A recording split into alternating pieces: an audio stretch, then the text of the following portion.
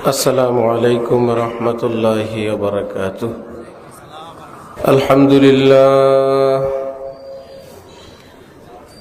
لله وكفى وسلام على عباده الذين اصطفى.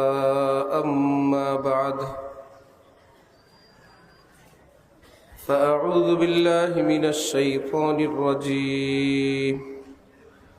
بسم الله الرحمن الرحيم. يا أيها الذين آمنوا اتقوا الله وكونوا مع الصادقين. صدق الله مولانا العظيم. وقال رسول الله صلى الله تعالى عليه وسلم فيما يرويه عن ربه تبارك وتعالى: هم القوم لا يشقى بهم جليسهم. وفي رواية: هم الجلساء لا يشقى جليسهم. وقال رسول الله صلى الله تعالى عليه وسلم: البركة مع أكابركم. وقال رسول الله صلى الله تعالى عليه وسلم: اللهم إني أسألك حبك وحب من يحبك والعمل الذي يبلغني حبك، أو كما قال رسول الله صلى الله تعالى عليه وسلم. মুআজ্জাজ হাজিরিন, আমি আল্লাহ পাক রব্বুল আলামিনের পবিত্র কালামের অংশবিশেষ তেলাওয়াত করলাম এবং হযরত রাসূল করিম সাল্লাল্লাহু আলাইহি ওয়াসাল্লামের কয়েকখানা হাদিস শরীফ পাঠ করলাম। আল্লাহ পাক কোরআন শরীফ এবং হাদিস শরীফের কামিল হেদায়েত আমাদের সকলকে নসিব ফরমান।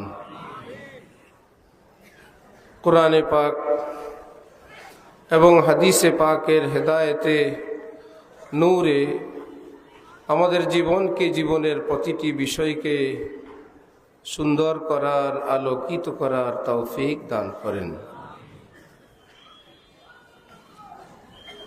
হযরত হাকিমুল উম্মত মুজাদ্দিদ মিল্লাত মাওলানা শাহ আশরাফ আলী থানভী নওয়ারাল্লাহু মারকাদাহু, যিনি হিজরি 14 শতাব্দীর মুজাদ্দিদ ছিলেন, অর্থাৎ কিয়ামত পর্যন্ত আর কোন নবী রাসূল আসবে না, কিন্তু প্রতি 100 বছর পর পর একজন মুজাদ্দিদ আসবেন।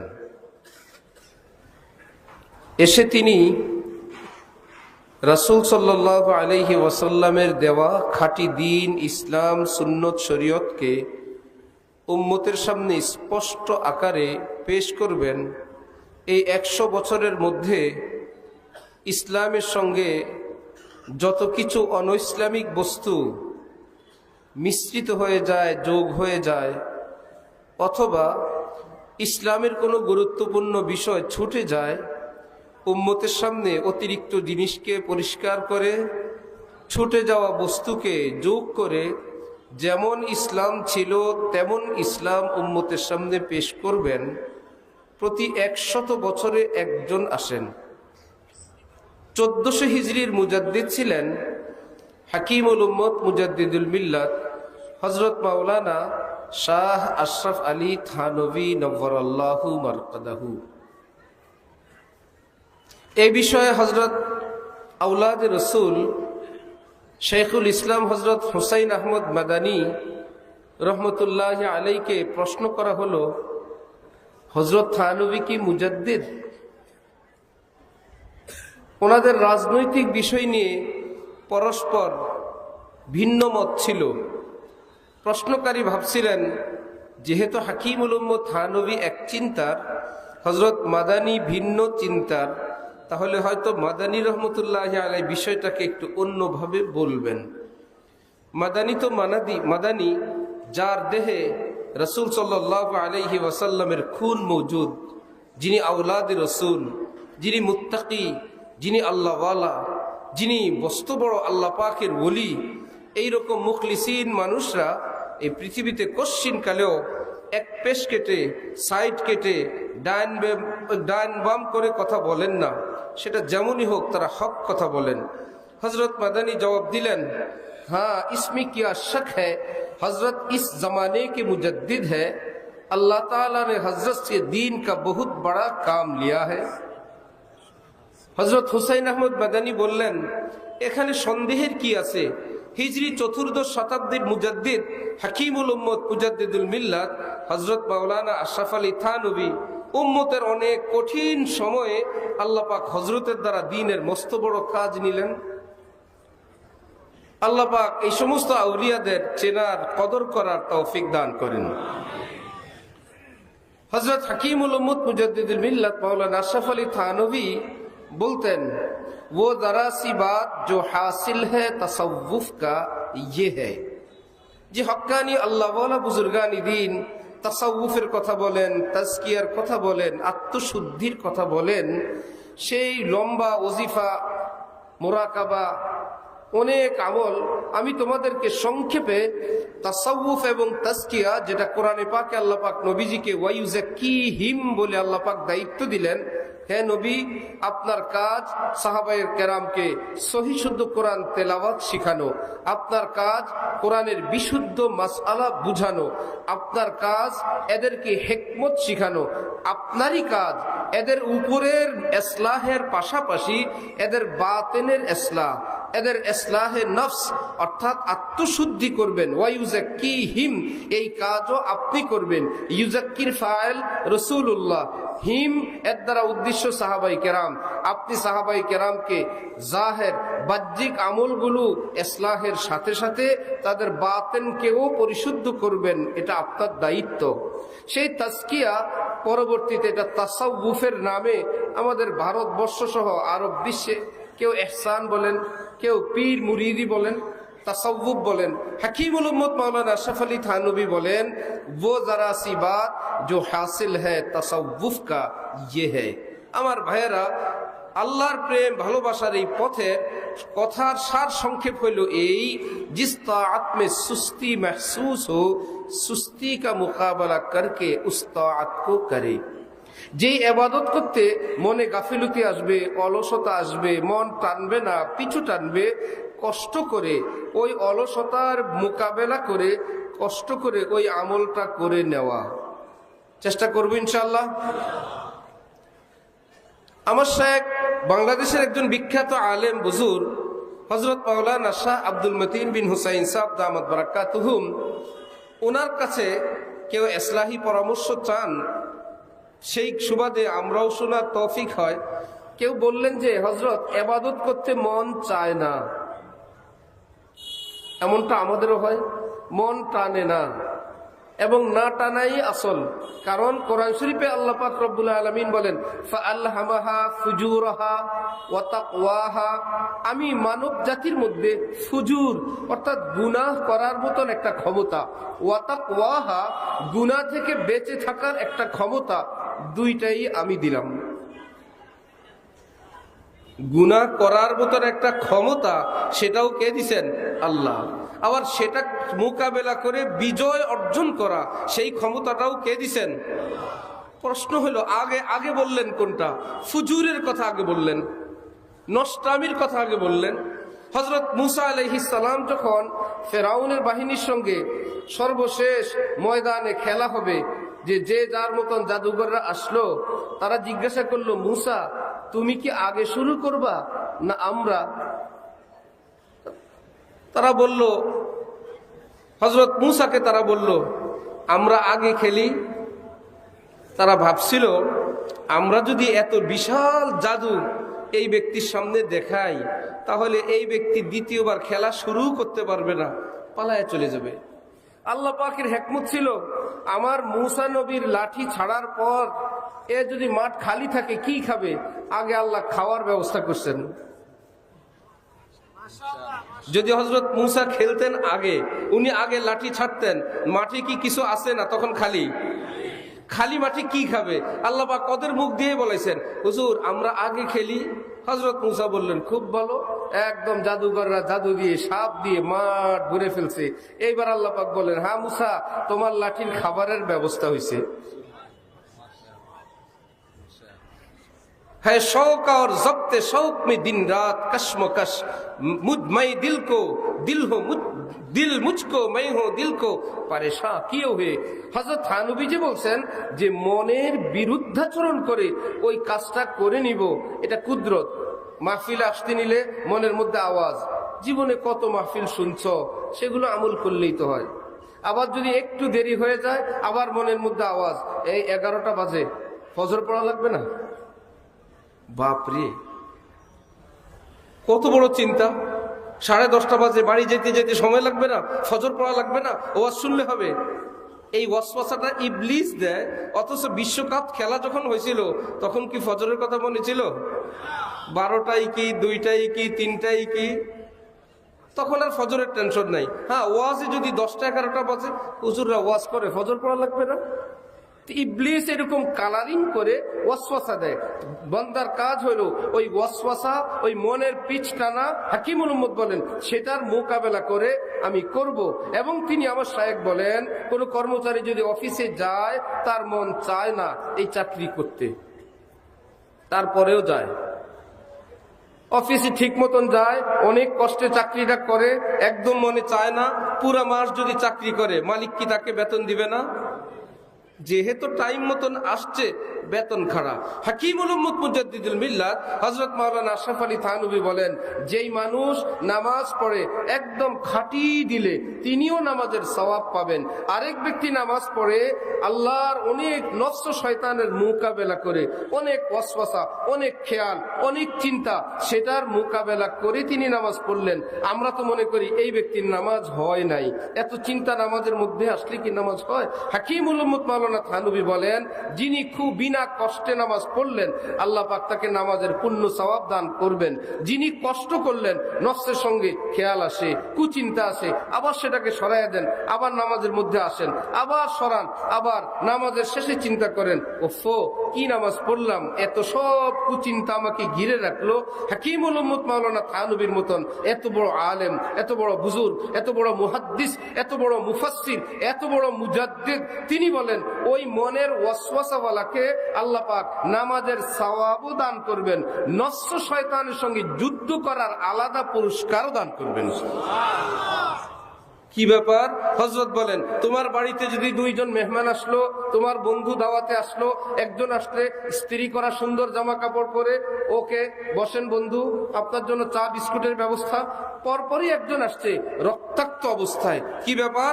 আমি আপনার বাড়িতে আসবো শুনে আপনার শত্রুরা আমার উপর হামলা করছে, আক্রমণ করছে, আমি অনেক কষ্টে ছুটে আপনার কাছে আসছি। প্রথম বন্ধুকে যেমন বলছিল ওয়েট করেন, খাবারের সময় হলে খাবার খাবেন, এখানে সোফায় বসেন। দ্বিতীয় বন্ধুকে কি এইটুকুনি বলবে? একটু বসেন, খাবারের সময় খাবার খান। অতিরিক্ত ব্যবস্থা কি থাকবে না? খাবার কি থাকবে না? খাবার তো পাবেই, খাবার ছাড়াও তার জন্য অতিরিক্ত টান। আহা, আপনি আমার কাছে আসতে গিয়ে রক্তাক্ত হইলেন, কষ্ট করলেন, কোরবানি করলেন, খাবারও পাবে, এক্সট্রা আন্তরিকতাও পাবে। ঠিক আল্লাহর বান্দা যখন আল্লাহর দরবারে যাবে, নামাজ পড়বে, শয়তান ভাবতেছে তাকে কষ্ট দেই, যাতনা দেই, তিনি কেবল কষ্ট করে না, আমি নামাজ পড়বই, শেষ করবই। হাকিমুল উম্মতের মতন এত বড় বিজ্ঞ আলেম, তিনি বলেন আল্লাহ তাকে নামাজেরও পুরস্কার দিবেন, নফস এবং শয়তানের সঙ্গে যুদ্ধ করারও আলাদা পুরস্কার দান করবেন। তাহলে মনে না চাইলেও ইবাদত করা, যে শয়তান যে এসে বলবে, শোনো ইখলাসের সঙ্গে ইবাদত না করলে হয় না।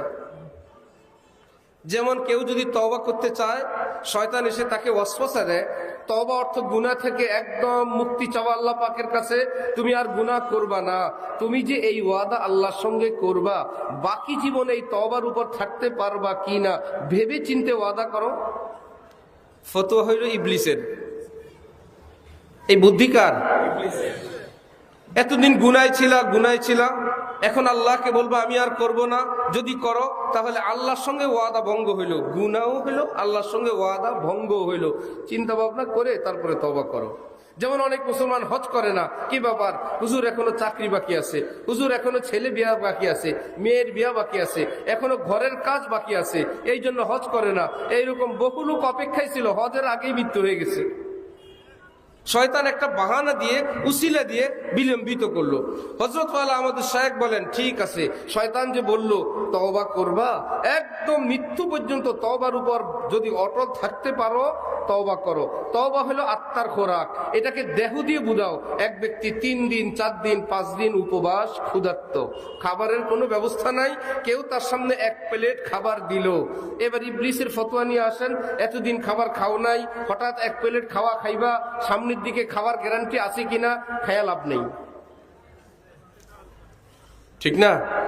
এতদিন খাই নাই, একভাবে আসি, হঠাৎ 1 প্লেট খাবার, পরের বেলার খাবার আছে কিনা, মৃত্যু পর্যন্ত আমি নিয়মিত খাবার খেতে পারবো কিনা। সুতরাং 1 প্লেট খাবার খেয়ে লাভ নাই, যেভাবে আসি সেভাবেই থাকবো। এটা মানবেন? কেন মানবেন না? গ্যারান্টি কই? আপনি আমি বলবো ধত্তরি গ্যারান্টি, 1 বেলা পাইছি, এটা খাই, সামনে আল্লাহ সামনে যদি দেন দিলে খাবো, না দিলে যখন দিবেন তখন খাবো। এখন পাইছি, এখন তো খেয়ে নেই, পিছনের ক্ষুধাটা তো মিটাই, কষ্টটা তো দূর করি। জিক্রে হক আহমদ রেজাই রুহেরা মরহমা আহমদ ই দিলে মজরুহরা। জালালউদ্দিন রুমি রহমতুল্লাহ আলাই মসনবী শরীফে বলেন, হে বন্ধু, তুমি খাবার খাও, এটা পেটের খাবার, তুমি ভোগ বিলাস করো, এটা পেটের। খবরদার, পেটের খোরাক দিয়ে রুহকে বুঝানোর চেষ্টা করো না, দুইটা এক জিনিস না। দেহ এটা মাটির তৈরি, খাদ্য খাবার চিকিৎসা সব মাটি থেকে উৎপাদিত, আর রুহ আসছে আসমান থেকে। রুহ তোমার ভাত খায় না, রুহ তোমার তরকারি খায় না, রুহ তোমার বাড়ি গাড়ি দেখে না। রুহ কি করে? আল্লাহ পাক কোরআনে পাকে বলেন, আলা বিজিক্রিল্লাহি তাতমাইন্নুল কুলুব। রুহ আসমান থেকে আসছে এই ক্ষুধা মিটানোর জন্য। তাকে জিকির দাও, তেলাওয়াত দাও, চোখের পানি দাও, দান সদকা দাও, মুনাজাত দাও।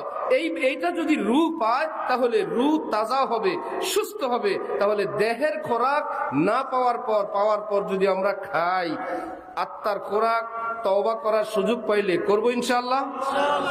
সামনেরটার কি হবে, পরেরটা পরে দেখব।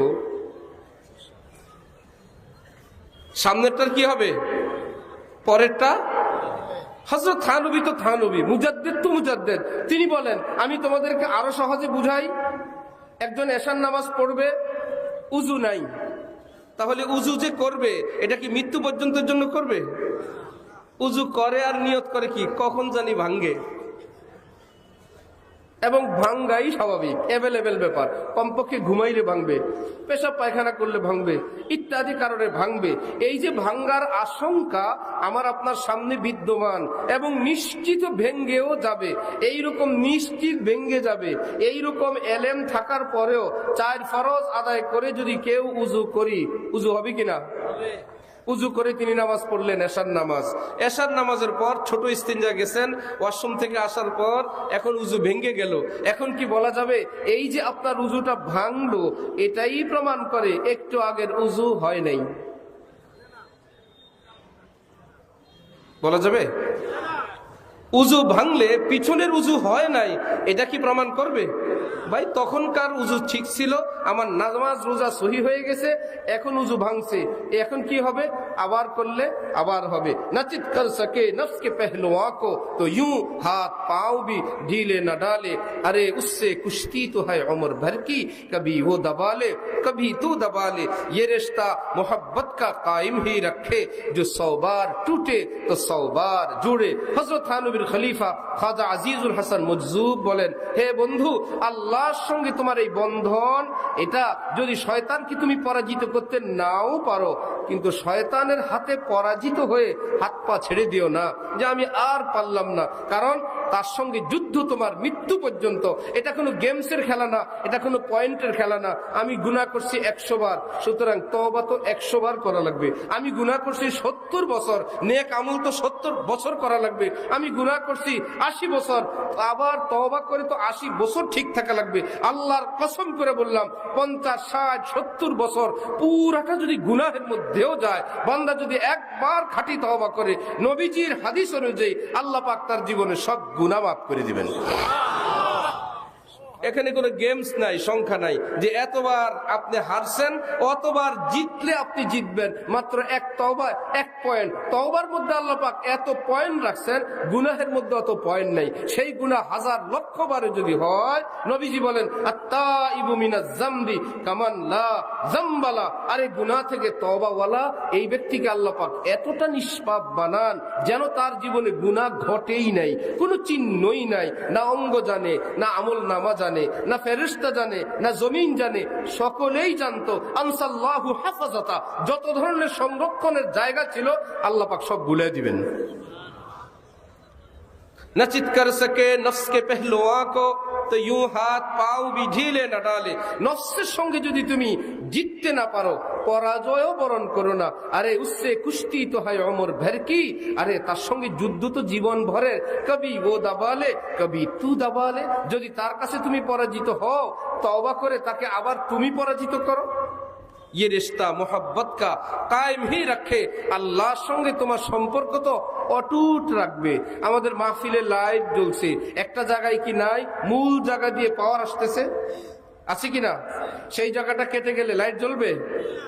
এরপরে জোড়া দিলে কি জ্বলবে না? দ্বিতীয়বার জোড়া দিলে কি 50% জ্বলবে না? সমান সমান। এইবার যদি আবার ছিঁড়ে যায়, সব নিভে যাবে।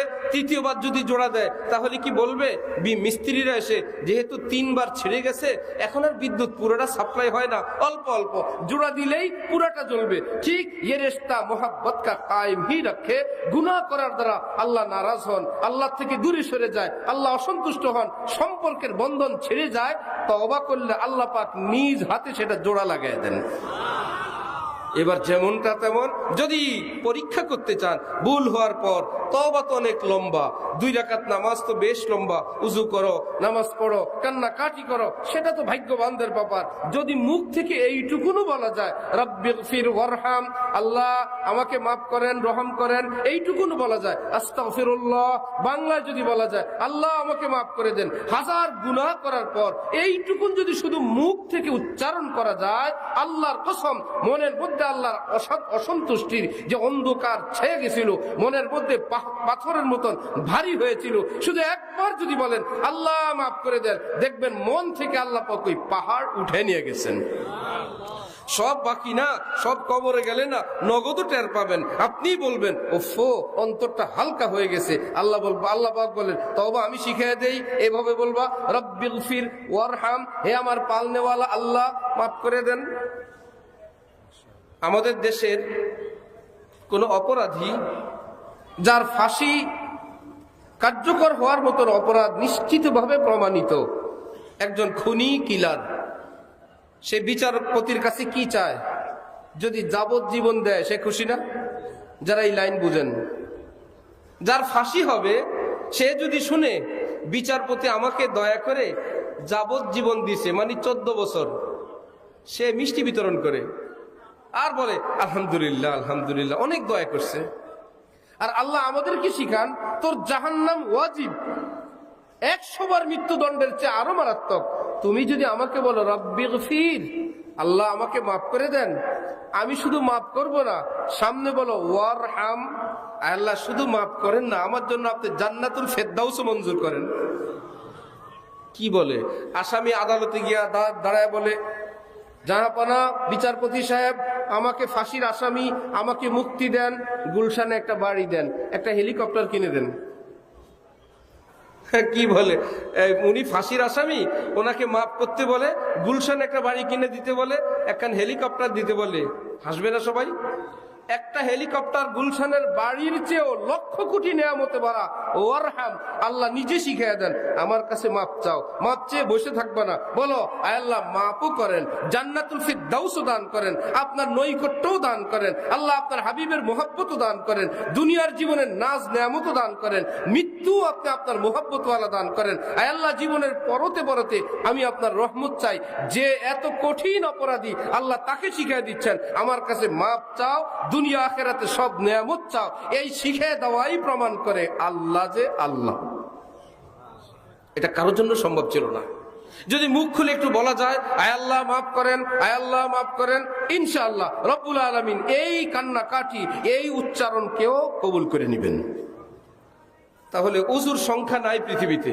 কেউ বলতে পারবে না আপনার উজু সর্বমোট জীবনে 5000 বার করতে পারবেন এবং ভাঙতে পারবেন।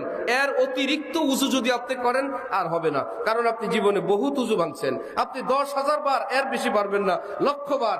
উজু হইল দেহের পবিত্রতা, সেটার যেমন সংখ্যা নাই, করলেই হয়, ভাঙলেই ভাঙে, আবার করলে হয়, আবার ভাঙলে আবার হয়, আবার করলে আবার হয়। রব্বুল আলামিন বলে ইন্নাল্লাহা ইউহিব্বুত তাওয়াবিন, আমি আল্লাহ কোরআন শরীফে ঘোষণা দিলাম যারা অসংখ্যবার তওবা করে আমি আল্লাহ তাদেরকে মহব্বত করি, মহব্বত করতে থাকবো। চেষ্টা করবো ইনশাআল্লাহ। তাহলে শয়তান যদি এসে বলে যে এই আজকে তওবা করবা, আগামীকাল কি হবে? আগামীকাল যদি তওবা ভেঙে যায় আমি আবার করব, যদি আবার ভাঙে আবার করব, আবার ভাঙলে আবার করব। কয়বার? পৃথিবীতে কোনো মুফতি নাই, মুহাদ্দিস নাই, শাইখুল হাদিস নাই, কোনো আলেম নাই এই সংখ্যা বলার যে এতবার তওবা করার পর আর তওবা করা যায় না। বনি ইসরায়েলের এক লোক 99 জনকে হত্যা করছে। এবার পাগলের মতন ঘুরে এক মৌলবী সাহেবের সঙ্গে দেখা, খুব কড়া মৌলবী। বলল হুজুর আমি তো 99 জনকে হত্যা করলাম, আমি তওবা করতে চাই, আমার তওবা কি কবুল হবে?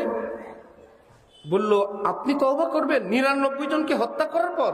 এত বড় সাহস! আপনার কোনো তওবার সুযোগ নেই। ওই খুনি বেচারা এই ফতুয়াওয়ালা হুজুর কেউ খুন করলো। সংখ্যা কত হইল? 100। কিন্তু মনের মধ্যে তওবার প্রেরণা এখনো যায় না, এখনো চিন্তা আমি তওবা করব, আমার এক আল্লাহ আছেন, তিনি হয়তো মাফ করবেন। দেখি তো কি আরেকজন আলেম আল্লাহওয়ালা বুজুর্গ যার কাছে আল্লাহর রহমতের খাজানার খবর আছে, ছোট ডাক্তারের কাছে গেলে রুগীকে মারার পরিকল্পনা। আপনি এখনো বেঁচে আছেন? এই কাগজপত্রগুলো কি আপনার? যে আমার। আপনি এখনো বেঁচে আছেন? রুগী কি বলবো না আমি গতকাল মারা গেছিলাম। আপনি মানে এমন ফুটানি করে যে আপনি আমার কাছে আসছেন, আল্লাহ আপনার দয়া করে ইনশাল্লাহ, আমি তো বিশাল বড় ব্যাপার। কিন্তু ওনার ওই ফুটানির জ্বালায় রুগী লম্বা হয়ে শুয়ে যায়, আমি নাকি একটু পরে মারা যাব। এর চাইতে জটিল রুগী সে যদি বিজ্ঞ কোনো ডাক্তারের কাছে যায়, সে হা হুতাশ করে আমি শেষ, ডাক্তার সাহেব বাঁচান, ডাক্তার সাহেব মরে গেল। ডাক্তার সাহেব বলেন আল্লাহ আল্লাহ করেন, দোয়া করেন, ইনশাআল্লাহ এর চাইতে জটিল রুগীও ভালো হয়ে যায়, কোনো টেনশন নাই, আপনি চিকিৎসা করব। ওই ডাক্তারের কথা শুনে কঠিন রুগী সেও সুস্থ হয়ে যায়। আমার ছেলে একজন শরীর ভালো না, ওনার হাত পা ব্যথা, 1-2 ডাক্তারের কাছে নিলাম, ডাক্তার সাহেব ফতোয়া লিখে দিয়েছিলেন বাত জ্বর। জোয়ান ছেলে 15-16 বছর, মোটামুটি ব্রেকফাস্টের পরিমাণ সকালের নাস্তার ট্যাবলেট, এবং বলে দিছে ওনাকে রেস্টে রাখবেন। আমি নিয়ে গেলাম, ভালো ছেলে, ডাক্তারের কথা শুনে আসার সময় এর হাঁটার শক্তি নেই, এর বাত জ্বরে ধরছে, কঠিন রোগে আক্রান্ত, এতগুলো ঔষধ, কতগুলো টেস্ট, 2-3 দিন মিলে বাসায় এসে শুয়ে আছে, মন খারাপ, চেহারাও ভেঙে গেছে। পরে পরামর্শ হইলো একজন অভিজ্ঞ ডাক্তার দেখাই, বাংলাদেশের একজন বিখ্যাত মেডিসিন বিশেষজ্ঞ ABM আব্দুল্লাহ স্যারের কাছে নিলাম। অনেকগুলো দেখলেন, কাগজ কলম দেখে প্রেসক্রিপশনটা হাতে নিয়ে, কলম হাতে নিয়ে উনি বসে আছেন। বসে বললেন আমি কি ওষুধ লিখবো, অত কোনো রোগ নাই। কি মুশকিল, এতগুলো রোগ, বাতের রোগী, বাত জ্বর, ছেলে নিজেও তো টের পাইছে। এটাকে বলে ওয়াসওয়াসা, এবং মানুষের কথায় যে অ্যাকশন হয় এটার একটা উদাহরণ। ABM আব্দুল্লাহ স্যারের মতন এত বড় ডাক্তার, উনি কলম এভাবে মুখে নিয়ে চুপ করে বসে রয়েছেন। পরে বললেন, কোন ওষুধ দিলেন না, বললেন এর মনে আমোদ নাই, আমোদ, আমোদ ফুর্তি বলে না, সব ঠিক আছে, আমোদ ফুর্তি না, ওরা একটু খেলাধুলা করতে দিয়েন, এটা রোদি নিয়ে, ওর শরীরে কোনো রোগ নেই। এই কথা কি কোনো ওষুধ দিছে না, শুধু কথা বলছে। এই কথা শোনার পর ছেলে সুস্থ হয়ে গেছে, এখন ভালো। ওই ওষুধও আর লাগে নাই, ফার্মেসির পাঠিয়ে দিছি, ডাক্তার সাহেব বলছে রোদে থাকতে দিছি, কয়েকদিন খেলাধুলা করতে দিছি, রোগ শেষ। ঠিক এইরকম ভাবে আমাদের ইসলামিক ডাক্তার সাহেব যারা, মুফতি সাহেব, ওনাদের কাছে গেলেও এরকম কখনো শোনা যায় আল্লাহ এত বড় গুনাহ করছেন, আপনি তো মনে হয় নাস্তিক হয়ে গেছেন, আর আপনার বউ তালাক হয়ে গেছে, এই কদিন আপনি যেভাবে থাকছেন সব জিনা হয়েছে। এই লোক তো মারা দেওয়ার অবস্থা। অমুকে মাজারে সেজদা দিছে, হ্যাঁ হুজুর আমি দেখছি, শিরিক মুশরিক হয়ে গেছে। অথচ সমস্ত ফুকাহায়ে কেরাম বলছেন সেজদা করা নাজায়েজ হারাম। কেউ যদি মাজারে সেজদা করে ফুকাহাদের দৃষ্টিতে সে মুশরিক হয় না, গুনাহ হয়, মুশরিক হয় না। কিন্তু শক্ত মোল্লার পালায় পড়লে ও সেজদা করছে শিরিক, আচ্ছা পীরের কাছে চাইছে না, মুশরিক হয়ে গেছে। এটাকে বলে নিম তবিব খাতরায়ে যা, নিম মোল্লা খাতরায়ে ইমা। মোল্লা যদি আধা আধা হয় ইমানের আশঙ্কা, আর ডাক্তার যদি আধা আধা হয় জীবনের আশঙ্কা। এবার দ্বিতীয় ডাক্তারের কাছে তিনি গেলেন, হুজুর 99 জনকে হত্যা করছি এভাবে। আর এক হুজুর উল্টা পাল্টা বললে, হুজুরকেও শেষ করে আমি 100 জনের খুনি, আমার তওবা কি কবুল হবে? ওই আলেম ছিলেন আল্লাহওয়ালা, এলেমওয়ালা, সহি এলেমওয়ালা। বললেন, আরে বাবা তোমার গুনাহ তো অনেক বড়, অনেক জটিল, অনেক ভয়ঙ্কর, কিন্তু তুমি জানো আল্লাহর রহমতের সামনে এটা একটা মাছির মাথার বরাবর না। হযরত ওয়ালা করাচি আমাদের দাদা পীর তিনি বলেন, হাতির শিঙের উপরে একটা মাছি বসছে, বসে উঠে যাওয়ার সময় হাতির কানে কানে এসে বলে, স্যার মাফ করবেন, কি ব্যাপার, আমি আপনার সিংহের উপরে বিনা পারমিশনে অনেকক্ষণ বসছি, আপনিও একটা প্রাণী আমিও একটা প্রাণী, হাত আছে, পা আছে, মাথা আছে, বডি আছে, পেট আছে, নাড়ি বুড়ি আছে, সবকিছু নিয়ে আমি আপনার মাথার উপর ছিলাম, আমার ভারে আপনার জানি কত কষ্ট হয়েছে, স্যার মাফ করবেন। হাতি বলল, বেকুব কোথাকার, তুই কখন বসছস, কখন উড়াল দিয়ে গেছস আমি জানিও না। দুইটা মাখলুক একটা আরেকটার ব্যাপারে বলে আমি জানিও না। আপনার আমার পুকুরের সামনে এক বেচারা গোসল করতে গিয়ে এক কদম আগায় আরেক কদম পিছায়, কি ব্যাপার হুজুর, এটা তো আর নদী না, এটা বদ্ধ একটা পানি, কত মানুষ ফরজ গোসল করলো, কত বাচ্চার পেশাব পায়খানা এই পুকুরে ধুইলো, আমরা সাক্ষী, এই পুকুরের পানি জানি এখন আর পাক আছে কিনা হুজুর, এই ভয়ে নামি না, আমার শরীরও না পাক। কোরআন শরীফে আল্লাহ পাক বলেন, আনজালনা মিনাস সামাই মাআন তাহুরা, আসমান থেকে আমি পানি নাজিল করলাম, এই পানি শুধু পবিত্র না, এই পানি যত অপবিত্রকে পাবে সে নিজেই তাকে পবিত্র বানায় দিবে। আলেমকে জিজ্ঞাসা করেন, আপনার উযু নাই, মসজিদে যাবেন, এমন বৃষ্টি শুরু হয়েছে, চেহারাও ভিজে গেছে, হাতও ভিজে গেছে, মাথা তো মশে কি, মাথা গোসল হয়ে গেছে, মসজিদের সামনে পানি জমছে, হেঁটে যাওয়ার সময় টাকনু সহ পানির তলে ঢুকে গেছে, আপনি উযুর নিয়ত করেন নাই, মসজিদে গেলে ইমাম সাহেব বলতেছে কষ্ট করে উযু লাগবে না, আপনার উযু হয়ে গেছে। কি বলেন হুজুর, উযু হয় কেমনে? বললো তাহুর, পানিকে আল্লাহ পাক ডিউটি দিছেন, নাপাক পাইলে পাক বানায় দিবি। আল্লাহ ওই পানিকে ডিউটি দিলেন না, পানি আপনাকে পায়া পবিত্র বানায় আপনার উযু করায় দিছেন। ছোট্ট একটা পুকুরের যদি ক্ষমতা এমন হয়, একজন মুরব্বী বলল, আরে গাদা, এই পানি নাপাক হয় না, তুই নাম, তোরে পবিত্র বানাবে, পুকুর পবিত্র থাকবে। তাহলে নদীর পাওয়ার কি কম না আরো বেশি? সাগরের পাওয়ার, মহাসাগরের পাওয়ার। আর যদি এই সবগুলো সাগর আল্লাহর রহমতের সাগরের সামনে একটা ফোঁটা হয়, সেই সাগরটা কত বড়। बाज आ हर आंचे हस्ती बाज आ गर काफिरो गब्र बुत परस्ती बाज आ ई दर गए ना उम्मीदी नीस सद बार अगर तौबा शिकस्ती बाज आ। আল্লাহ ডাকতেই থাকেন, ফিরে আয় বান্দা, ফিরে আয়, হাজার বার যদি গুনাহ করো এখনো ফিরে আসো, আমি মাফ করব। তওবা ভঙ্গ করে থাকো, আসো মাফ করব। মূর্তি পূজক হও, কাফের হও, মুশরিক হও, ফিরে আসো, আমি আল্লাহ মাফ করব। এই যে আমরা মুখস্থ, আল্লাহ পাক শিরিক মাফ করবেন না, জীবনে সব মাফ করবেন, শিরিক মাফ করবেন না। ইন্নাল্লাহা লা ইয়াগফিরু আন ইউশরাকা বিহি ওয়া ইয়াগফিরু মা দুনা যালিক, সব মাফ করবেন, শিরিক মাফ করবেন না। এটা তো দারুল উলুম, জামিয়া ইসলামিয়া দারুল উলুম, বাংলাদেশের বিখ্যাত একটা মাদ্রাসা, চতুর্দিকে আলেম, স্টেজে প্যান্ডেলে হাজার হাজার আলেম, সমস্ত আলেমদের সামনে আমি কোরআনের ব্যাখ্যা শুনাইতেছি। এই যে আল্লাহ শিরিক মাফ করবেন না, এর অর্থ হলো মুশরিক হয়ে কবরে গেলে মাফ করবে না। জীবদ্দশায় যদি কেউ শিরিকও করে, মূর্তি পূজাও করে, নাস্তিক হয়, যদি মৃত্যুর লক্ষণ শুরু না হয়, সেও যদি মাপ চায় আল্লাহ তাকেও মাফ করে দিবেন। এটাই ইসলামী সিদ্ধান্ত, এটাই চূড়ান্ত কথা। রব্বুল আলামিন দিন যেমন তেমন। এক সাহাবী দোয়া করেন, আল্লাহুম্মা আরহামনা ওয়া মুহাম্মাদান ওয়া লা তারহাম মা'ানা আহাদান, আল্লাহ আমাগরে আর আমাগো নবী মুহাম্মদকে শুধু রহমত দিবেন, আর কাউকে না। নবীজি এসে শুনলেন, কি দোয়া করো? আমাদের জন্য আর আপনাদের জন্য। এই রহমত যেন আর কেউ না পায়, সেই জন্য নবীজি বললেন দোয়াটা একটু বড় সাইজ করো। আল্লাহর রহমত কি তোমার কথায় নাজিল হয়? তিনি রহমান, তিনি রহিম, তিনি কাফিরেরও খালিক, তিনি অমুসলিমেরও খালেক মালিক, তিনি শিয়াল কুকুর ইঁদুর বিড়াল কীট পতঙ্গেরও খালেক, তিনি সকলকে রিজিক দেন, এক পর্যায়ে রহমত সকলেই পান। সুতরাং দোয়া যত বড় করবা তত বেশি কবুল হবে। তওবার কথা বলতেছিলাম, মনে আছে? তাহলে তওবার কোনো সংখ্যা আছে? কোনো সংখ্যা নেই। এখানে দুইটা পার্ট। একটা হলো এই লোক অনেক তওবা করছে আর ভঙ্গ করছে, বিরক্ত হয়ে বলা তুমি বহু তওবা করছো, বহু ভঙ্গ হয়েছে, তোমার আর চান্স দেওয়া হবে না।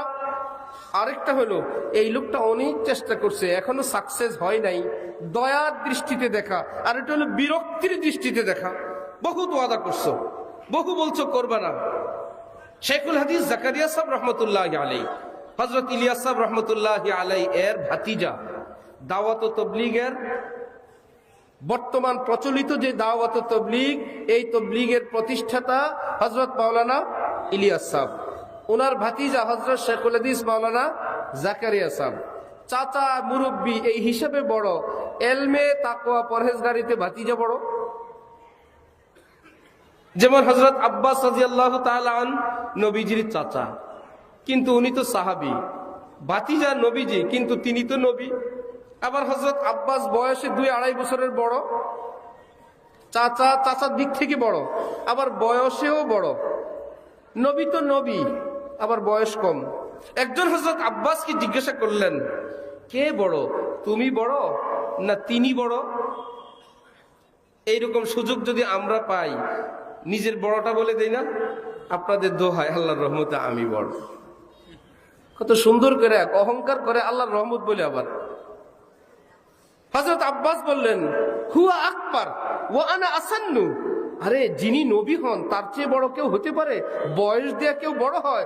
আমি চাচা হতে পারি, আমার বয়স বেশি হতে পারে, কিন্তু আল্লাহ পাক যাকে নবুয়ত দান করেন তার চাইতে বড় কেউ হতে পারে না। হুয়া আকবার, তিনি বড়, ওয়া আনা আসান্নু, বয়স বেশি আমার। নবীজি একদিন ডাক দিলেন, ইয়া আব্বাস, এ আব্বাস। হাকিমুল উম্মত বলেন এটা হলো ফানার ডাক। হযরত আব্বাসকে চাচাগিরি ছুটিয়ে দিয়েছেন, বয়সগিরি ছুটিয়ে দিয়েছেন। তুমি কিচ্ছু না, তুমি আব্বাস, আমি উস্তাদ, তুমি শিষ্য, এটাই তোমার পরিচয়। মানুষের সামনে বলবে না আমি এমপি সাহেবের চাচা, আমি এমপি সাহেবের ভাই, এই নাম বেছে বেছে ঘুরবে না, তুমি শুধু আব্বাস। একটু পরেই ডাক দিলেন, ইয়া আম্মা রাসূলিল্লাহ, তুমি তো শুধু আব্বাস না, তুমি তো আল্লাহর রাসূলের চাচা। ও সুবহানাল্লাহ। প্রথমটা ফানা, পরেরটা বাঁকা, প্রথমটা দিয়ে মিটাইয়া দিয়েছেন, পরেরটা দিয়ে ইজ্জতের আসনে বসায় দিয়েছেন। হযরত ওয়ালা করাচি আমাদের দাদা সাহেব গেলেন হারদুই হযরত মুহিউসুন্নাহ আবরারুল হক সাহেব রহমতুল্লাহি আলাইহির নিকট। ওনার শেখ বললেন, কোরআন শরীফ শোনাও।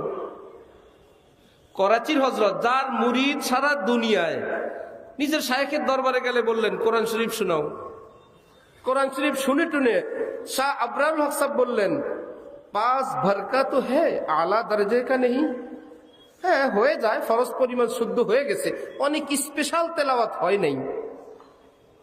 তুমি যেই মানের তেলাওয়াত করলা, আমাদের মাদ্রাসায় মক্তবের বাচ্চারা ওই মানের তেলাওয়াত করে। সুতরাং তুমি যদি চাও মক্তবের বাচ্চাদের সঙ্গে বসে কোরআন শরীফ শুদ্ধ করতে পারো। তুমি যদি বলো আলাদা রুমের মধ্যে স্পেশাল হুজুর রেখে তোমার কোরআন শুদ্ধের ব্যবস্থা আমি করতে পারি। শায়েখ ছোট্ট একটা পরীক্ষা নিলেন, দেখি তো ভিতরে কিছু আছে কিনা। যে আমি এত বড় হুজুর, মক্তবের বাচ্চাদের সঙ্গে পড়বো, একটু আলাদাই পড়ান হযরত। হযরত ওয়ালা করাচি বললেন, আমি যেই ডিভিশন আমি সেখানে যাব, আমি মক্তবের নাম্বার পাইছি, মক্তবের বাচ্চাদের সঙ্গে পড়বো। শায়েখ কাকে বলে? শায়েখ বললেন, যাও মক্তবের বাচ্চাদের সঙ্গে কোরআন শরীফ পড়ো। এই বুড়া মানুষ সারা দুনিয়ায় যার মুরিদ, আল্লাহর কোরআন শুদ্ধ করার জন্য এক আল্লাহ ওয়ালার দরবারে গিয়া সারাদিন মক্তবে কোরআন শরীফ পড়ছেন। সবাই তো দেখে কেবল মসনদটা, সবাই দেখে কেবল পিছনে লুক ঘুরে, সেটা পিছনে কার কি কোরবানি সেটা দেখে না। হযরত আব্দুল কুদ্দুস গঙ্গুহি রহমতুল্লাহি আলাই, ওনার এক খলিফার কাছে ওনার নাতি আসছেন। আসলে আমার হযরতের নাতি পাশে বসাইছেন, আর এজাজ একরাম খেদমত এবার হাল কুরসি বলতেছেন। কেন আসলেন? বললেন, আপনি আমার শায়েখ, আমার দাদা থেকে আপনি কত কিছু শিখছেন, সেটা নেওয়ার জন্য, আল্লাহর মোহাব্বত পাওয়ার জন্য। হযরত আব্দুল কুদ্দুস গঙ্গুহির খলিফা বললেন, আমার কাছে আল্লাহর মোহাব্বত শিখতে আসছেন, আবার আমার পাশে বসে আছেন, নামেন। আমি তো ভাবছি আপনি আমার শায়েখের নাতি, সেই হিসাবে এই গদি। আপনি যদি আমার কাছে মুরিদ হইতে আসেন তা আমার গদিতে কেন বসলেন? নামেন, তার মানে চিকিৎসা শুরু। নামেন, ওখানে বসেন।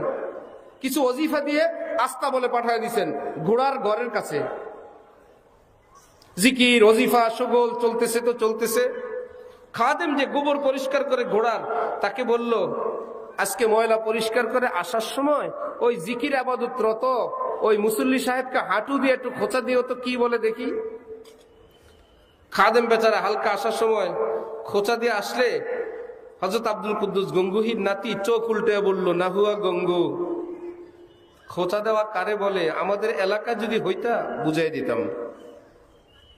আর জায়গা নাই, রাস্তা দেখো না, না হুয়া গঙ্গু বড়ুরা হইলে বুঝতা। আইসা শায়েখের কাছে বলছেন, হযরত এমন এক চোখ পাকানি দিছে, বললেন ভূত এখনো বাইর হয় নাই। নিজের আমিত্ব বড়ত্ব অহংকারের ভূত এখনো বাইর হয় না, আরো চিকিৎসা চলবে। অনেক দিন চলছে। এইবার বললেন, শুনো, আজকে শুধু হাঁটু দিয়ে খোঁচাই দিবা না, মাথার যত গোবর ময়লা আছে সবগুলো সহ তার উপর পড়বা। দেখি তো কি বলে। এইবার আজকে সব নিয়ে তার মাথার উপর পড়লে আব্দুল কুদ্দুস গঙ্গুহির নাতি উঠে বলতেছেন, আরে আপনি আমার শায়েখের দরবারের খাদেম, আপনার আমার কারণে কষ্ট হয়েছে, আমি বসতেও শিখি নাই। আমি যদি ভালো করে একটু দূরে গিয়ে বসতাম আপনার এত বড় অ্যাক্সিডেন্ট হইতো না। আর গোবর টোবর উঠাইতেছে, তার কাছে মাপ চাইতেছে। ভাই আপনি মাফ করে দিলেন, আপনি আল্লাহর রাস্তায় আমাকে মাফ করে দিয়ে। শায়েখের কাছে এসে বললেন, হযরত আজকে তো চোখ রাঙায় নাই, আজকে তো বরং আমার কাছে মাপ চায়, বরং আমার খেদমত করে। ওফো হযরত আল্লাহর রাস্তে আমাকে মাফ করে দেন, এগুলো বলে। হযরত বললেন, যাও নিয়ে আসো। যেদিন নিয়ে আসলেন ওই দিন রাতে আব্দুল কুদ্দুস গঙ্গুহি স্বপ্নযোগে বলতেছেন, এ আমার খলিফা, তোকে আল্লাহর মোহাব্বত এত কষ্ট দিয়ে শিখাইছিলাম, আমার নাতির উপর তুমি এত জুলুম করো। ওফো, এইদিকে এটা দেখলেন, ওইদিকে স্বপ্নযোগে সেটা দেখলেন, দেখে আল্লাহর উপর ভরসা করে খেলাফত দিয়ে দিছেন। ভূত বের হয় না ভাই। হযরত মুসা আলাইহিস সালাম, ইলিয়াসের কথা মনে রেখো, ইলিয়াস তো আছে এখানে। হযরত মুসা আলাইহিস সালাম শ্বশুর হযরত শুআইব আলাইহিস সালামের ছাগল পালতেন। ছাগল একটা ছুটে চলে গেছে দূরে, উনি পিছনে পিছনে দৌড়, টিলা টক্কর অনেক দূরে গিয়া ছাগল পাইছেন। গিয়ে দেখেন ছাগলের হাত পা ছিঁড়ে গেছে, কেটে গেছে। এইবার ছাগলকে উনি বললেন, আমার জন্য যদি তোর কোনো মায়া নাও লাগে, নিজের কি কষ্ট হয় নাই? এত দৌড়ান দৌড়ালি, আমিও দৌড়াইছি, তুই দৌড়াইছিস। দেখেন যে ছাগলের হাত পায়ের মধ্যে রক্ত। হযরত জালালউদ্দিন রুমি রহমতুল্লাহি আলাইহি এই ঘটনা লিখছেন। হযরত মুসা নবী গাছের পাতা ছিঁড়ে ওই ছাগলকে ব্যান্ডেজ করতেছেন, রক্ত বন্ধের ব্যবস্থা করতেছেন, হাত পা টিপে দিতেছেন। আরে দৌড়াইতে গিয়ে তোর কত কষ্ট হয়েছে, আমার তো শক্তি আছে, আমি দৌড়াইছি, তুই ছোট প্রাণী, তোর না কত কষ্ট হয়েছে। এখন এত দূর চলে গেছে, ছাগলকে আবার ফেরত আনবেন। মুসা নবী ভাবলেন, বেচারা ভুল ক্রমে এত দৌড়াইলো, আবার যদি হাঁটায় নেই আরো কত কষ্ট হবে। আমরা কি করতাম, একটা আসার দিতাম না, ওখানে যা আছে কপালে, দরকার হয় বেতনের থেকে ছাগলের টাকা কাটা যাবে, আগে জিদ মিটে নেই। কিন্তু হযরত মুসা নবী না, প্রতিশোধ, সেবা করলেন, যত্ন করলেন, হাত পা টিপি দিলেন, এত দূর থেকে আবার ফেরত আনবেন। এইবার কাঁধের উপর উঠায়া রওনা হয়েছেন। আসমানের ফেরেশতারা আল্লাহ পাককে বলতেছিলেন, আল্লাহ এত উন্নত আখলাকও মানুষের হয়? যেই ছাগল তাকে এত কষ্ট দিল, সেই ছাগলের সেবা যত্ন করে সেটাকে আবার তিনি কাঁধের উপর উঠে আনতেছেন। আল্লাহ এই লোকটাকে আপনি নবী বানায় দেন, নবী হওয়ার যোগ্য। আল্লাহ এইরকম চরিত্র লোক নবী হয়। আল্লাহ ফেরেশতাদেরকে বললেন, তোদের পরামর্শে আর অনুরোধে আমি পয়গাম্বর বানাই, এর জন্মের আগেই সিদ্ধান্ত মুসাকে আমি নবী বানাবো। এই জন্যই তো মুসার চরিত্র এত উন্নত। আকমালুল মুমিনিনা ঈমানান আহসানুহুম খুলুকা। নবীজি বলেন, ঈমান বড় তসবিতে হয় না, পাগড়িতে হয় না, জুব্বায় হয় না, এশাক আউয়াবিনে হয় না, লম্বা তাহাজ্জুদে ঈমান বোঝা যায় না। হ্যাঁ, আখলাক যদি উন্নত হয়, চরিত্র যদি উন্নত হয়, মানুষের সঙ্গে সদাচার যদি উন্নত হয়, লেনদেন যদি ভালো হয়, নবী বলেন আমি সাক্ষ্য দিব এটা অনেক উন্নত ঈমান বলা। আল্লাহ আমাদেরকে সেই ঈমান অর্জনের তৌফিক দান করেন। হযরত ইলিয়াস সাহেব রহমতুল্লাহি আলাইহি চাচা, মনে আছে? শেখুল হাদিস জাকারিয়া ভাতিজা, বড় আলেমকে ভাতিজা। বললেন, আমরা প্রাথমিক সিদ্ধান্ত নিব, চূড়ান্ত ফয়সালা তুমি করবা। ইলিয়াস সাহেব তার সাথী সঙ্গীদেরকে নিয়ে একটা ফয়সালা করলেন। আমাদের এই দিন দাওয়াত ও তাবলীগের কাজ এখন থেকে যেখানেই যাবে সকলের হাতে কালেমাওয়ালা একটা লাঠি থাকবে, পতাকা থাকবে, সব সাথীদের হাতে লা ইলাহা ইল্লাল্লাহ মুহাম্মাদুর। খুব ফাইন, সবাই বললো হুজুর খুব সুন্দর হবে। 10 জন 20 জনের জামাত হইলে সবার হাতে কালেমার পতাকা, অনেক সুন্দর লাগবে। সবাই বলল করা যায়। ইলিয়াস সাহেব বললেন এটা তো আমাদের খসড়া, চূড়ান্ত অনুমোদন দিবেন ভাতিজা জাকারিয়া, সে বিজ্ঞ আলেম, সে ওকে করলে হবে, নইলে হবে না। চলো হযরতের কাছে যাই। শেখুল হাদিস জাকারিয়া সাহেব রহমতুল্লাহি আলাইহির কাছে আসলে তিনি বললেন ইসলামের দাওয়াতের কাজ বিভিন্ন নামে বিভিন্ন সিস্টেমে এই 1300-1400 বছর পর্যন্ত চালু ছিল। কেউ তো এরকম কালেমার পতাকা হাতি নিয়ে করে নাই। সুতরাং যেটা ইসলামের নাই এইরকম কিছু স্টার্ট দেওয়ার পারমিশনও নাই, যত সুন্দরী হোক। কি ভাইরা, ইসলাম ধর্মে মহিলাদের জন্য আলাদা কোনো মসজিদ আছে? লেডিস মসজিদ। কিন্তু কেউ যদি বলে আমরা এলাকায় যদি একটা মহিলা মসজিদ দেই, পুরুষেরটা এখানে 1 মাইল দূরে মহিলা মসজিদ, অনেক মুসল্লি হবে, আসলে হবে। মা বোনদেরকে বললাম বেপর্দা আসবেন না, পর্দাও করবে, ঘুমটা ছাড়া আসবেন না, ঘুমটাও দিবে। ফায়দা তো অনেক। যেই নামাজ মহিলারা নামাজ পড়তো না, নামাজি হইলো, ঘুমটা দিত না, ঘুমটা দিল। তাহলে হুজুর কিছু পুরুষ মসজিদ কিছু মহিলা মসজিদ বানাইলে ভালো হয়, জায়েজ নাই কেন? নবীর যুগে মহিলাদের জন্য আলাদা মসজিদ ছিল না, সাহাবীর যুগে ছিল না, তাবিঈনের যুগে ছিল না। ফায়দা তুমি যতই দেখো কিয়ামত পর্যন্ত সেটাকে জায়েজ করার ব্যবস্থা নেই। তাহলে আমার আপনার দেখা কি ফায়দা না আল্লাহর হুকুম? অনেক মহিলা আছে চেহারা সাজুগুজু করছে বলে নামাজ পড়ে না, উজু করলে তার চেহারাটা সাজুগুজু নষ্ট হয়ে যাবে। আপনি যদি বলেন তোমার জন্য ওযুর 3 ফরজ, বাকি 3টা আদায় করো, একদম না পড়ার চেয়ে পড়া ভালো। মোটে একটা ফরজ আদায় করলে না, মোটামুটি 3টা ফরজ আদায় করো। পারমিশন আছে? বলতে হবে পড়লে 4 ফরজ আদায় করে, না পড়লে নাই। কি ব্যাপার, কি ব্যাপার? আল্লাহ রাসূল যেভাবে দিন দিয়ে গেছেন সেটাই ব্যাপার, এখানে হাত দেওয়ার পারমিশন পৃথিবীর কারো নাই। যদি শেখুল হাদিস জাকারিয়া সাহেব ওই দিন পারমিশন দিতেন কালিমার পতাকা হাতে থাকুক, তাহলে লোক কি এই 4 জন মারা যেত না আরো অনেক? সবার হাতে লাঠি না, সব বাহিনীর হাতে লাঠি থাকতো না? এই লাঠি কালেমা বাদ দিয়া অন্য কাজে ব্যবহার হয়ে যেত। আল্লাহ বলা, আল্লাহ বলা হল। হযরত জাকারিয়া সাহেব যেটা বলতেছিলাম, ওনার একজন কর্মচারী এসেই বলেন হযরত গলতি হো গই, মুআফ ফরমা দিজিয়ে। হযরত ভুল হয়ে গেছে, আমাকে মাফ করে দেন। ঠিক है মুআফ है। আবার বলে হযরত গলতি হো গই, মুআফ ফরমা দিজিয়ে। একদিন হঠাৎ বলে বসলেন কিতনা ভুক্ত, কত সহ্য করব তোকে? হযরত ইলিয়াস সাহেব মুরব্বী, পাশের রুমে চাচা, উনি শুনলেন জাকারিয়া তার কর্মচারীকে বলতেছিলেন তোরে কত সহ্য করব, কত মাফ করবো রে ভাই। উনি এসে কানে কানে জাকারিয়া সাহেবকে বললেন জিতনা ওয়াহা ভুগতওয়ানা হ্যাঁ উতনা ভুক্ত। যেই পরিমাণ আল্লাহর কাছে ক্ষমা পেতে চাও ওই পরিমাণ ক্ষমা করে দাও। তুমি কি চাও আল্লাহ তোমাকে বলুক তোরে কত মাফ করব? না, আমি তো চাই যতবার ভুল করি আল্লাহ আমাকে মাফ করুক, যত বড় গুনাহ করি আল্লাহ আমাকে মাফ করুক। তিনি বলেন ইরহামু মান ফিল আরদ ইয়ারহামুকুম মান ফিস সামা। জমিন ওয়ালাদের উপর রহম করো, আসমান ওয়ালা তোমার উপর রহম করেন। জমিন ওয়ালাদেরকে মাফ করো, আসমান ওয়ালাও তোমাকে মাফ করবেন। তাহলে 2 কথা, ইবাদতের মধ্যে মন না টানলে, কষ্ট করে ইবাদত করলে সওয়াব হবে তো ইনশাআল্লাহ। অনেকে দান করতে চায় না, যে দান করব হুজুর, মন চাইলে ইখলাসের সঙ্গে না দান করা উচিত, আমার তো মনে চায় না, এই দান করলে কবুল হবে কিনা? আমার শায়েখ বলেন দানের সওয়াব হবে, মনে শয়তানের বিরোধিতারও সওয়াব হবে। দানের সওয়াব হবে, মনে চায় নাই, মনের বিরোধিতা করে দেওয়ার কারণে কি সওয়াব সমান হবে না বেশি হবে? 1 নম্বর আমল। 2 নম্বর আমল হযরত নবী বলেন দ্বীনি কাজ করার জন্য মন চায় উল্টা দিকে, আমলটা না করি।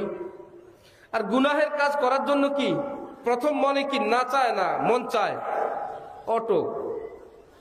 অটোমেটিক মনটা সেদিক ধাবিত হবে, गुनाह दिखे आकृष्ट होबे। हजरत थानी बोलेन और जिस मासियत का दिल में तकाजा महसूस हो, जे गुनाहेर प्रति दिलेर मध्य आकर्षण अनुभव হয় ওই আকর্ষণ ওই মনের চিন্তার মোকাবেলা করে। এই কে ছবি তোলে নাকি? আর যে গুনাহের জন্য দিল আকৃষ্ট হয়, মনের টান মাহসুস হয়, অনুভব হয়, হযরত থানবী বলেন কষ্ট করে ওই গুনাহটা থেকে বেঁচে থাকো। যেমন রোজার দিন শেষ বেলায় ইফতার সামনে খেতে মন চাই কিনা? আপনাদের নাও চাইতে পারে, আমার চায়। পানি খেতে মন চায় না? ইফতার খেতে মন চায় না? বাজারে কি ইফতার নাই? কিনা নিয়ে রুমের মধ্যে গোপনে খাওয়ার ব্যবস্থা নাই? নাকি আমি রাগ করছি, কষ্ট করে রোজা রাখছি, এত খাবার সাথে কেন? আমি কি করব?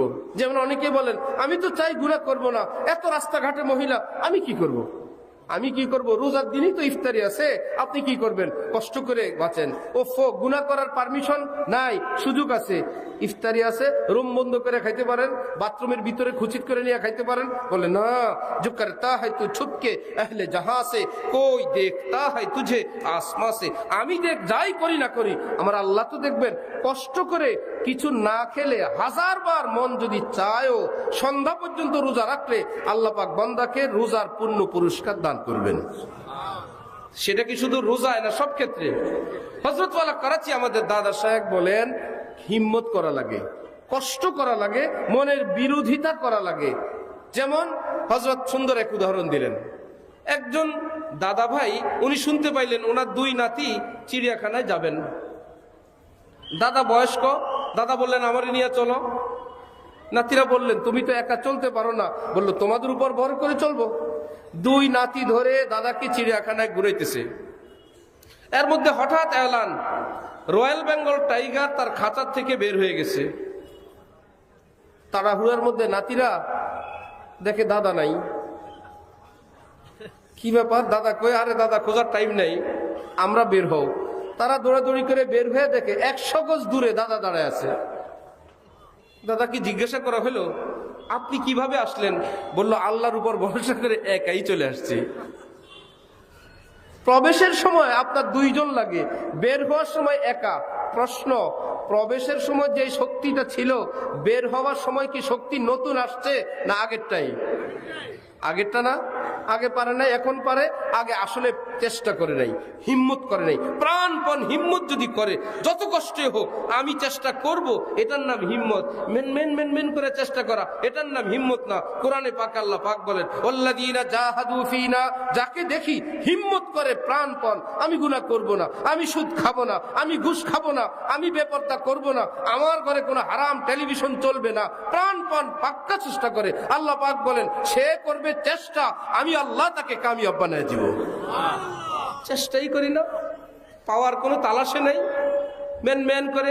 একজন কৃষক 3 মাস যাবত তার ক্ষেতের ফসলটা ঘরে আনে, এই মিষ্টি মিষ্টি কথা বলি, কঠিন শীতেও যায়, পানিতেও নামে, বীজ সংগ্রহ করে, বেড়া দেয়, সার দেয়, পানি দেয়, পরিষ্কার করে, কত না কষ্ট করে কয়েক বেলার কিছু খাবার তার ঘরে আসলো। আল্লাহকে পাওয়া কি এর চাইতেও সহজ? আমার ভাই, এই জন্য হাকিমুল উম্মত থানবী শুনাইছেন, এক বুজুর্গ বলেন না কোই রাহ পা যায় না কোই গায়ের আ যায়, হারিমে দিল কা আহমদ আপনি হরদম পাশে বা রহনা। দেশ যেরকম কেউ আসমানে পাহারা দেয়, কেউ জমিনে পাহারা দেয়, কেউ পানিতে পাহারা দেয়, কেউ গোয়েন্দারা পাহারা দেয়, এই জন্য আমরা দেশটায় সুখে আছি। ঠিক রাজধানী ইমান, বুকের মধ্যে আল্লাহ ইমান রেখে, চোখ বর্ডার, কান বর্ডার, জবান বর্ডার, স্কিন বর্ডার, চতুর্দিক থেকে বললেন বর্ডার নিরাপদ, রাজধানী নিরাপদ। বর্ডার যদি খোলা হয়, চোখ যদি খোলা হয়, এদিক থেকেই দুশমন হামলা করবে। জবান যদি খোলা হয়, এদিক থেকে হামলা করবে। কান যদি খোলা হয়, এদিক থেকে হামলা করবে। আমি যদি বলি না, কোন পথে আমি আল্লাহর নাফরমানিকে আমদানি করব না, ইনশাআল্লাহ এর মধ্যে যদি ভুল বিচ্যুতি হয়, কোরআন শরীফ আল্লাহ পাক বলেন মুনতাজিতানিবু কাবাইরা মা তুনহাউনা আন নুকাফির আনকুম সাইয়্যাতিকুম, বড় বড় গুনাহগুলো থেকে তোমরা যদি বাঁচো, ফাঁকে ফাঁকে যদি ছোট বড় কিছু হয়ে যায়, আমি আল্লাহ নিজে থেকেই মাফ করে দিব।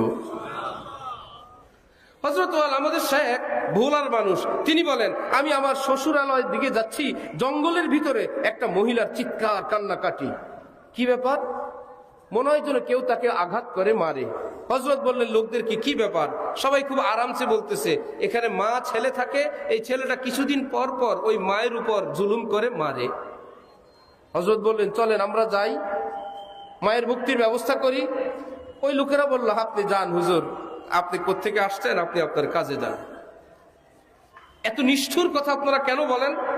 বললেন আমরা এলাকাবাসী কয়েকবার ওই ঘরে গেছি, এই মাকে রক্ষা করার জন্য ছেলের জুলুম থেকে আমাদেরকে দেখলে সবার আগে বাড়ির বাইরে আসে মা। মা এসে বলেন, আমার ছেলের বিচার করতে আসছেন? বিচার করা লাগবে না, আমার ছেলে বুঝে নাই, এই জন্য আমাকে মারছে, আমি আমার ছেলেরে মাফ করে দিছি, আপনারা বিচার করা লাগবে না। এ কি আশ্চর্য কথা! নিজেই চিৎকার দেয়, নিজেই ভুল বিচ্যুতির জন্য এটা সেটা বলতে থাকে, কিন্তু যখন দেখে কেউ সন্তানের দিকে তেড়ে আসছে, সন্তানকে শাসানোর জন্য আসছে, মা বলে আমি মাফ করে দিছি। আল্লাহ পাক হাদিসে কুদসিতে বলেন, সাবাকাত রহমাতি গাযাবি, হে আমার বান্দারা শুনো, আমারও রাগ আছে, গুসা আছে, আমার অনেকগুলো রহমতও আসে। তোমাদের জন্মের আগে আমার রাগ, গুসা আর রহমতের প্রতিযোগিতা হলে আমার রাগ গুসাকে পিছনে ফেলে আমার রহমত আগে চলে গেছে। সুতরাং আমি যদি রাগের চোটে একটা কিছু বলিও, কে আসো বাঁচাও, আমার ছেলের উপর আযাব গজব পড়ুক, কিন্তু আমার এটা শেষ কথা না, আমার শেষ কথা মায়ার কথা। মা যেরকম শেষে বলে মাফ করে দিলাম, আমি আল্লাহও ঘোষণা দিচ্ছি আমি রাগ গুসায় কত কথা বলবো, কিন্তু এটা চূড়ান্ত না, যদি তওবা করো আমি তোমাকেও মাফ করব। আল্লাহ পাক আমাদেরকে, আমাদের সকল মুসলমান ভাইদেরকে আল্লাহর কাছে খাঁটি দিলে তওবা করার তৌফিক দান করেন। তওবার জন্য 3 শর্ত আপনারা জানেন। 1 নম্বরে গুনাহ ছেড়ে দেওয়া, 2 নম্বরে গুনাহের জন্য লজ্জিত হওয়া, 3 নম্বরে আগামীতে না করার পাক্কা এরাদা করা। চেষ্টা করবো ইনশাআল্লাহ। পাক্কা এরাদা নিয়ে কিন্তু এতক্ষণ বয়ান হয়েছে। আল্লাহকে গ্যারান্টি দিতে হবে না, আল্লাহ আজকে আপনি মাফ করেন, ওয়াদা করলাম মৃত্যু পর্যন্ত আর গুনাহ হবে না, যদি হয় জাহান্নামে দিয়ে দেন, এত বড় কথা বলা লাগবে না। আপনি কেবল বলবেন মনে প্রাণে আমার গুনাহ করার ইচ্ছা নাই, না করার পাক্কা এরাদা। যদি মনে মনে এটাও আসে, মনে হয় হয়ে যাবে, আপনি মনে মনে এই পাল্টা বলেন, যদি হয় আবার তওবা করব। আমার ভাই, যেই ঘরে সন্তান জন্ম হবে, ছোট্ট শিশু, মায়েরা কি বসে থাকে না ছোট ছোট কাঁথা বানায়? বানায় না কাঁথা? খেতা বলেন, এই জন্য খেতা বললে বুঝবেন, খেতা বানায় ছোট ছোট, একটা দুইটা না, অনেকগুলো। গরিব হোক ধনী হোক, কি ব্যাপার, আমার বাচ্চা পেশাব করবে, পায়খানা করবে, বমি করবে, অনেক কিছু করবে, ধনী গরিব সবাই স্তূপ করে রাখে, যতবার করবে যাতে পড়ে না থাকে, পরিষ্কার করতে পারি। রব্বুল আলামিন বলেন, আমিও আমার রহমতের খেতা নিয়ে বসে আছি, তোমরা গুনাহ করবা, যতবার তওবা করবা আমি কেবল মাফ করতেই থাকবো। শাহ আব্দুল গনি ফুলপুরি রহমতুল্লাহ আলাইহি বলেন, ওয়াহুয়াল গফুরুল ওয়াদুদ। গফুরুন শব্দের পরে ওয়াদুদ আল্লাহ পাক নাজিল করলেন। নাজিল করলেন কেন মিয়া আখতার জানো? এই কথা বোঝানোর জন্য। আল্লাহ পাক বলতে চান, আমি যে তোদেরকে মাফ করি, मैं माफ करता हूं मारे মায়াকে, আমি তোদেরকে মায়ার চোটে মাফ করে দেই, তোদের কান্না, তোদের দোয়া মুনাজাতের চোটে না, আমারই মায়া লাগে। সন্তান পেশাবের উপর শুয়ে থাকে, মা দেখে আমার বাচ্চা পেশাবের উপর, বাচ্চা দিব্যি ঘুমায়, কান দেও না, কিছু বলেও না, মা কি ঘুমায় যান? মা আস্তে কাঁথা পাল্টান। এটা কি বাচ্চার কান্নার কারণে না মায়ার কারণে? শুধু কি এই এতটা আলতুভাবে বুকের উপর রাখেন বাচ্চার ঘুম যেন না ভাঙে? আবার নতুন কাঁথাটা দিবেন, হারিকেন কিংবা হিটার দিয়ে ওটাকে একটু গরম করেন, একটু করেন, হঠাৎ যেন গায়ে লেগে লাফ না মারে। এত যত্ন করে ধীরে সুস্থে সন্তানকে রাখেন, মায়ার চোটে রাখেন। রব্বুল আলামিন বলেন, মা যেরকম সন্তান চাওয়ার আগে মায়ার চোটেই তাকে খেদমত করে, আমি আল্লাহ আমার বান্দাদের হাজার রকমের উসিলা খুঁজতে থাকি। আল্লাহ ডাক দিছে, আচ্ছা আল্লাহ বলে উঠছে, হাদিস শরীফে আছে, চলার পথে যদি হোঁচট খায় উঁচু কিছুতে নিচু কিছুতে, এর মধ্যে বলে উঠছে আল্লাহ।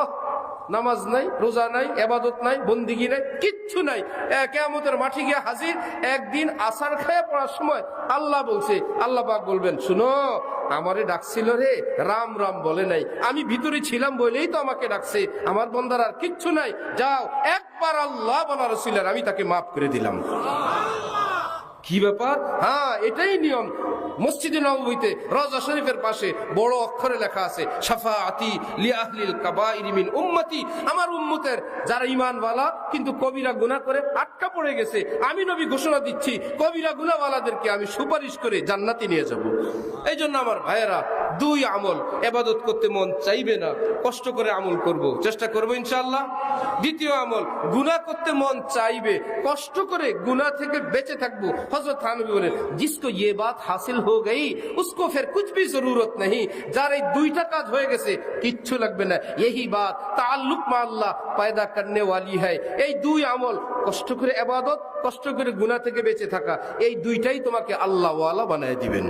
আল্লাহ পাক আমাদের সকলকে আল্লাহ পাকের কাছে বেশি বেশি তওবা করার, বেশি বেশি কান্নাকাটি করার তৌফিক দান করেন। ওয়া আখির দাওয়ানা আনিল হামদুলিল্লাহি রাব্বিল আলামিন।